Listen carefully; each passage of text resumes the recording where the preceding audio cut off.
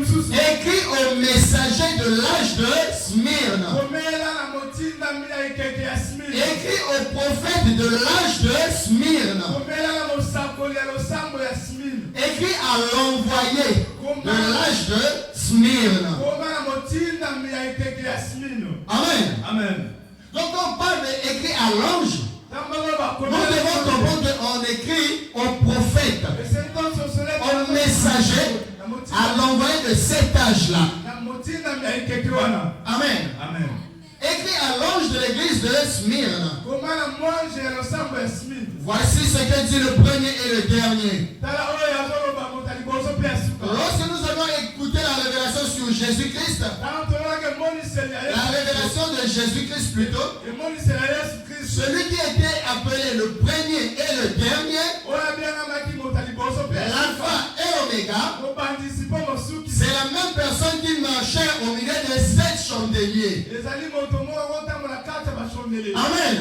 Et son véritable nom, c'est le Seigneur Jésus-Christ. Alors, là, nous dit que non, voici ce que dit le premier et le dernier. Ça veut dire, voici ce que dit le Seigneur Jésus-Christ. Amen. Celui qui était mort et qui est revenu à la vie. C'est encore plus clair. C'est encore plus clair. Le seul qui est mort et qui est ressuscité d'entre les morts. C'est qui? C'est qui? C'est le Seigneur Jésus-Christ. Amen. Donc c'est lui qui est en train de parler. Et ce sont ces paroles qui doivent être écrites à l'ange de l'église. Ce que lui est en train de dire, ça doit être transmis à l'ange de l'église. Et l'ange de l'église prendra cela pour donner à l'église. Amen. Amen. J'espère que jusque-là c'est clair. Jusque-là nous comprenons. Voici ce que dit le premier et le dernier. Celui qui était mort et qui est revenu à la vie. Qu'est-ce qu'il dit? Il dit ceci. Je connais ta tribulation. Je connais ta pauvreté, bien que tu sois riche. On a bien dit. Les noms de ces villes-là, les noms de ces âges-là, c'est par rapport à l'état de ces villes-là. Amen. Nous devons comprendre cela. Alors ici, je connais ta pauvreté, bien que tu sois riche.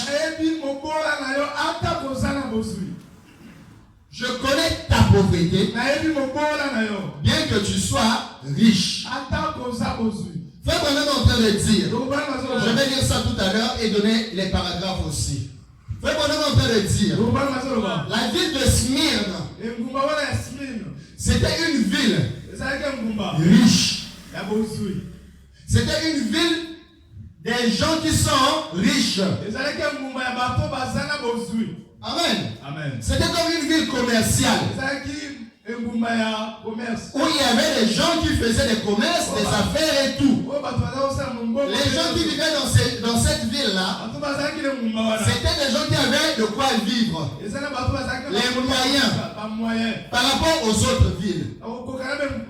Alors, voilà pourquoi la Bible est en train de dire, je connais ta pauvreté, bien que tu sois riche. La ville est riche, mais les chrétiens qui étaient dans cette ville-là n'étaient pas aussi riches que ça. Pourquoi?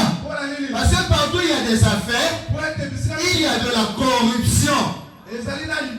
Partout il y a des affaires, il y a de l'escroquerie. Mais comme les chrétiens ne peuvent pas être escrocs, comme les chrétiens ne peuvent pas utiliser la corruption, voilà pourquoi ils ne pouvaient pas être riches comme tous les autres.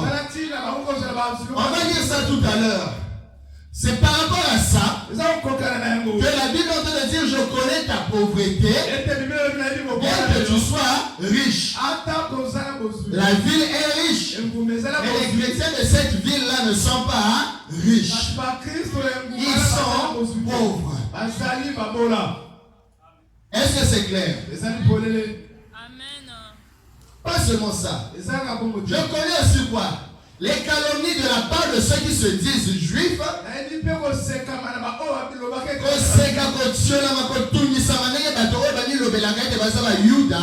Et ne le sont pas.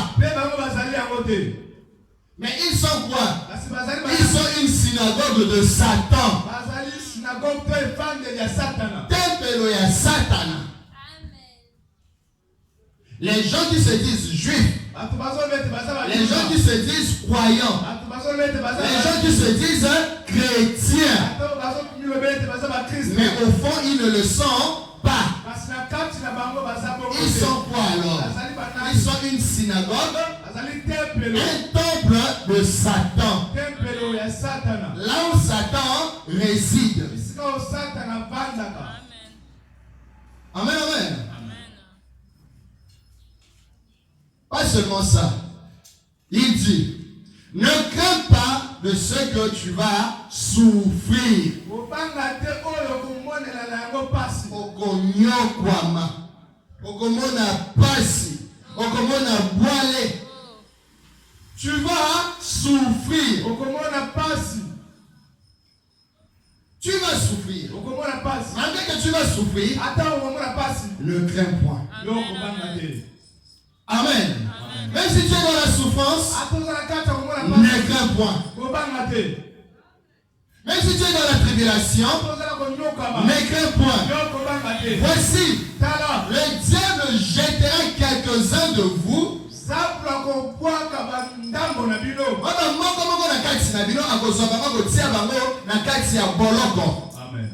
Il les jettera dans la prison. Pourquoi il fait ça? Pour vous éprouver.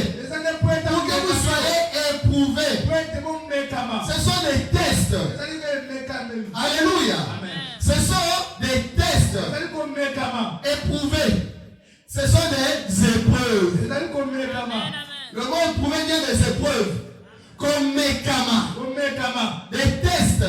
Des épreuves. Le diable jetterait quelques-uns d'entre vous dans la prison. Vous allez souffrir. Mais pourquoi tout ça? C'est pour vous éprouver. Amen. C'est pour vous éprouver. Vous aurez une tribulation de 10 jours. Là encore, il y a quelque chose.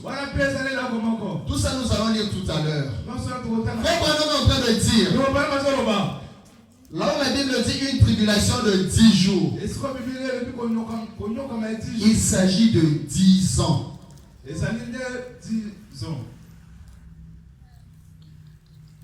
Lisons ça directement. Avant de revenir, lisons cela. L'âge de l'église de Smyrne, prêché le 6 décembre 1960.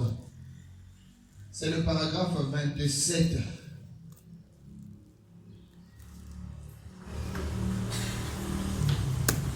Amen. Bien-aimé, tu peux lire pour nous.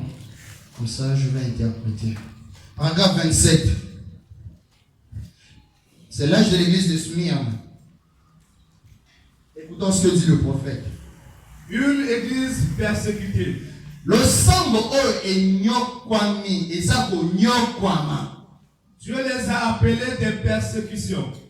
Nzambe bengi bango kwete na kati ya ba Nzambe bengi bango na kati ya minyoko to manyokoli. Dieu a vu leur persécution. Nzambe amoni neye bazako nyokwama. Il leur a donné la grâce de les supporter. Akasi atmoni ko nyokwama na bango kasi apesi bango ngolu ete ba yitela yango piko. Amen.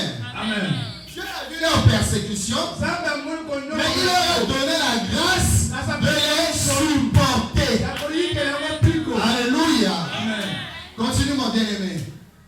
Il a vu leur tribulation. Amoni ba pasi ba boya ni kakatano na bango. Et leur a donné la victoire sur sur la mort. Alléluia. Attaque au bongo, attaque au son nyokwama. Baza ko mona pasi, nzama pesi bango elonga likolo ya kufa. Et leur a donné, il a vu leur pauvreté. Amani mobola na bango. Et leur a donné des richesses en lui. Amen. Amani mobola na bango, kasi apesi bango bozui kati na ye. Kati na ye nani? Hein? Kati na ye nani? En lui Christ. Amen. Nous sommes riches en Christ. Bien que pauvres dans la chair, bien que pauvres selon les hommes, mais en Christ nous avons tout. Alléluia. Gloire à Jésus. Continue la lecture, mon bien-aimé. Il a vu leur pauvreté. Amani mobola na bango. Et leur a donné des richesses en lui. Kasi pesi bango ba bozui. Bozui kaka te kasi ba bozui ebele. Kati na ye Kristo. L'église de Smyrne. Ecclesia ya Smyrne est passée par la fournaise ardente. elekani na kati ya bamoto ya makasi. Est passée par la fournaise ardente des tribulations. elekani na kati ya bamoto ya makasi ya mikakatano to mpe bapasi. Mais elle était pour lui un parfum de bonne odeur. Kasi mpona atako bongo eklesia wana mpona ye nzambe ezalaki malasi ya solo kitoko. Mpona nini? Parce qu'il pouvait supporter la tribulation. Il pouvait supporter la persécution. Il pouvait supporter la pauvreté même. Il pouvait supporter d'être jeté en prison. Il pouvait supporter d'être tué à cause du Christ. Voilà pourquoi ils ont été pour Dieu un parfum de bonne odeur. Alléluia. Continuons la lecture. Il s'agit là du reste.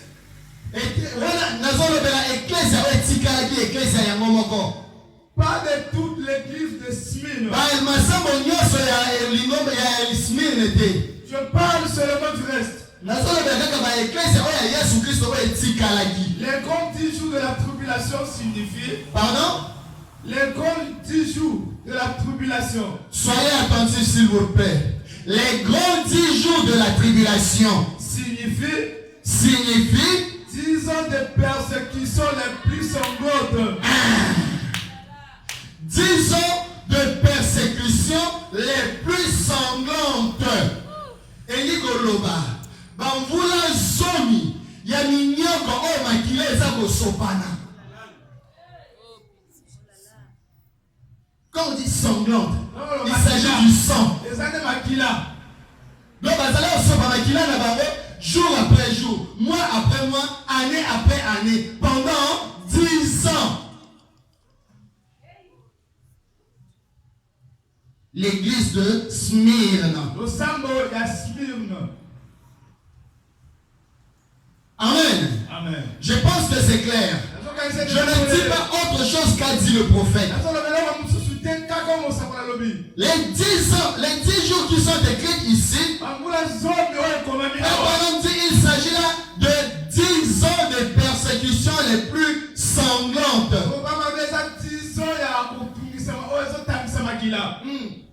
Et quand on parle de sanglant, de verser le sang, c'est de tuer. Amen. Amen. On les tuait. La Bible dit quoi? Ne crains pas que tu vas souffrir.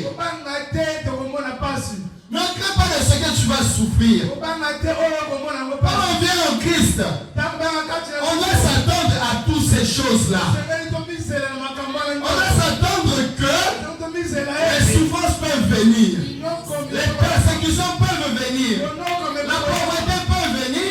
L'emprisonnement peut venir. Même la mort aussi peut venir. Mais il y a un. Paul, le premier apôtre. Alléluia. Il avait dit ceci. Qui nous séparera de l'amour de Christ? Qu'est-ce qui peut nous séparer de l'amour de Christ? serait-ce la tribulation, serait-ce la persécution, serait-ce la maladie, serait-ce la nullité, serait-ce l'emprisonnement, ou même l'épée. Alléluia. Amen. Il a dit rien. Même pas la mort ne peut nous séparer de l'amour de Christ. Même si nous souffrons, l'amour de Christ pour nous existe toujours. Il subsiste toujours. Rien ne peut nous séparer de cet amour. Même qu'un point de souffrir. Quand tu es en Christ, la souffrance est possible. Mais ce n'est pas la fin de toutes choses. Alléluia. Ce n'est pas la fin de toutes choses. Ah. Vous aurez une tribulation de 10 jours. Vous serez mis à mort pendant 10 ans. Vous serez dans la tribulation pendant longtemps. Mais malgré cela, résistez. Supportez. La Bible dit, sois fidèle jusqu'à la mort. Apocalypse chapitre 10. Le chapitre 2 verset 10. Toi, sois fidèle. Malgré la tribulation, reste fidèle. Malgré la persécution, reste fidèle. Même si la maladie t'a retenu sur le lit, reste fidèle.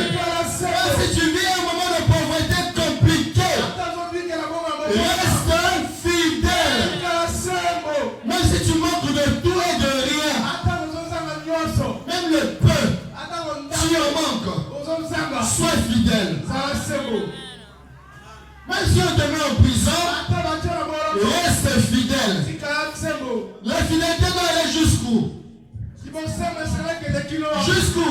Y a-t-il des gens qui ont leur Bible? Y a-t-il des gens qui sont en train de lire avec moi? C'est là, ne fermons pas notre Bible. Restons ensemble. Soyons dans la même connexion. Alléluia. Même s'il y a des tribulations, toi sois fidèle. Fidèle jusqu'où? Fidèle jusqu'où? Jusqu'à quand? Alléluia. Reste fidèle jusqu'à la mort. Reste fidèle jusqu'à la mort. Parce que cette mort-là, ce n'est même pas aussi la fin des choses. Amen, amen. Ce n'est pas la fin des choses. La mort, ce n'est pas la fin de ta vie. La mort n'est pas la fin de vie d'un chrétien. Alléluia. C'est juste son corps qui ne vit plus. Mais le vrai lui reste vivant. Pourquoi? Parce qu'en lui, il y a la vie de Dieu. Un chrétien est une personne qui a l'esprit de Dieu, qui a la vie de Dieu, qui a une partie de Dieu en lui. Et étant donné que Dieu est éternel, la vie qui se trouve dans ce chrétien-là est une vie éternelle. D'où ce chrétien-là ne peut pas mourir. Le chrétien est éternel. Reste fidèle jusqu'à la mort. Alléluia. Reste fidèle jusqu'à la mort. Pourquoi tu dois rester fidèle jusqu'à la mort? Il y a une promesse qui suit cette phrase-là. Alléluia. Il y a une promesse qui suit cette phrase-là. La dernière phrase de ce verset. Amen. La dernière phrase de ce verset, c'est ça notre promesse. La dernière phrase de ce verset,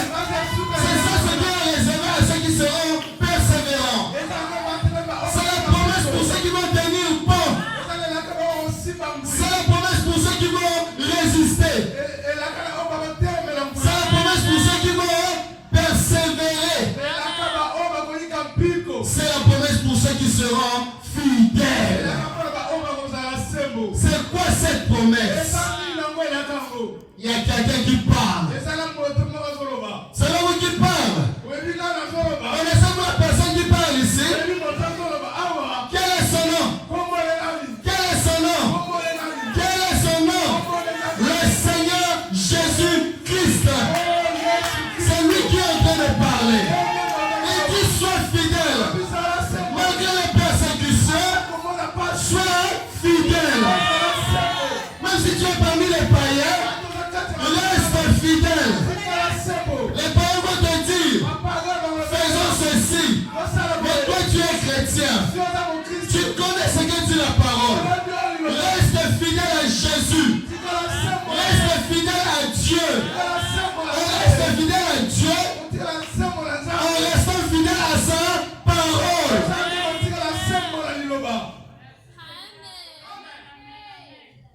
Et quand tu es fidèle à la parole de Dieu, quand tu es fidèle à Dieu, quand tu es fidèle à Christ, écoutez ce qu'il promet. Il dit ceci. Sois fidèle. Sois fidèle jusqu'à la mort. Je suis toujours dans la Bible. Je n'ai pas encore touché le prophète. Oh, ça fait du bien. Sois fidèle jusqu'à la mort. Parce que lorsque tu seras fidèle, malgré la persécution, si tu es fidèle, malgré la tribulation, si tu es fidèle, malgré les épreuves, si tu es fidèle, malgré la prison, si tu restes fidèle, moi Jésus, moi Dieu, pas quelqu'un d'autre. C'est moi-même Dieu, l'auteur de la parole. C'est moi, je te donnerai quoi? Je te donnerai une couronne. Quelle couronne? Une couronne de vie. Quelle vie? Une vie éternelle. Alléluia. Alléluia. Nous avons la promesse de la vie éternelle. Nous avons la promesse d'une couronne de vie. Ce n'est pas un homme qui l'a promis, mais c'est lui-même le Seigneur Jésus-Christ, l'auteur de cette parole. Alléluia. Celui qui est juste, celui qui est fidèle, celui qui tient toujours sa parole. Il dit quoi? Sois fidèle et moi je te donnerai. Je te donnerai. Sois fidèle et je te donnerai. Alléluia. Je te donnerai. Tout ce que tu as à faire, c'est de rester fidèle. C'est de rester fidèle. Dans ce paragraphe 27, Frère me dit quoi? L'église de Smyrne est passée dans les fournaises. L'église de Smyrne est passée par la tribulation. L'église de Smyrne est passée dans les persécutions et tout. Mais c'est Dieu. C'est Dieu qui leur a donné quoi? La force de vaincre cela. En toi se trouve toute la puissance pour résister face aux épreuves. Tu as la possibilité de résister. Tu peux, oui, tu peux. Tu peux, oui mon frère, toi, tu peux. Tu peux. Nous servons le même Dieu. Nous croyons au même Dieu. Les mêmes capacités qu'il les a données, il nous les a données aussi. Tu peux résister. Tu peux tenir bon. Tu peux être fidèle. Si tu ne le pouvais pas, Dieu ne pourrait pas te demander faire.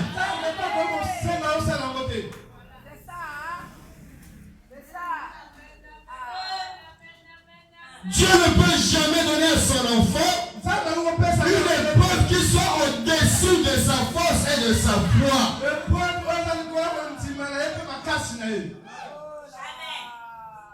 Jamais au grand jamais. Dieu ne peut pas prendre une épreuve de la troisième et donner cela à un enfant qui doit faire le cèpe. Jamais. Si même les hommes du monde ne le font pas, est-ce qu'ils sont meilleurs que notre Dieu? Est-ce qu'ils sont meilleurs que Dieu? Avez-vous déjà vu dans une école, on prend les épreuves de la troisième et on donne cela aux enfants du 5-2 ou même aux enfants de la cinquième? Jamais. À chaque niveau, ses épreuves. Un élève qui est au CM2, on va lui donner des épreuves qui sont du CM2. Un élève qui est en 5e, on lui donnera des épreuves de la 5e. Celui qui est en terminale, on lui donnera des épreuves de la terminale. Celui qui est aux universités, recevra des épreuves des universités. Alléluia. Sois fidèle jusqu'à la mort. Et je te donnerai la couronne de vie.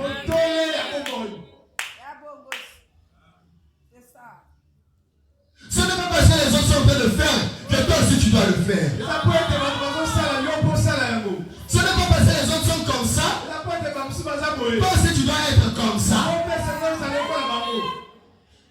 Alléluia. Il faut vraiment entendre dire l'erreur que l'église a commis, c'est parce que l'église a voulu être comme toutes les autres. Et il dit c'est la même erreur qu'Israël avait commis. Israël, lorsqu'ils sont sortis de l'Égypte et qu'ils vivaient, ils n'avaient pas de roi sur eux. Ils n'avaient pas de roi. Le premier roi d'Israël, c'était Saül. Il fut le premier roi. Mais comment il a été établi? Quand Dieu a établi Israël, il lui a donné sa patrie. Israël n'avait pas de roi. Israël avait qui? Qui conduisait Israël en ce temps-là? Lui-même Dieu, au travers de ses prophètes. Lui-même Dieu conduisait Israël au travers des prophètes. Et frère Branham est en train de dire, Dieu ne veut pas que quelqu'un d'autre conduise son église. Dieu n'a jamais voulu que son église ne soit conduite par un homme. Dieu a envoyé le Saint-Esprit pour conduire son église.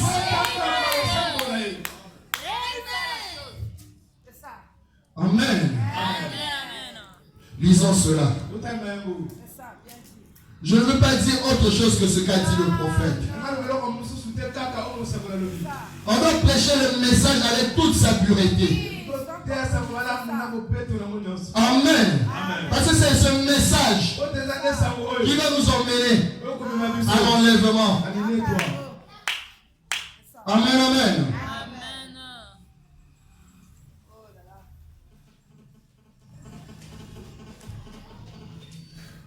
Paragraphe 16.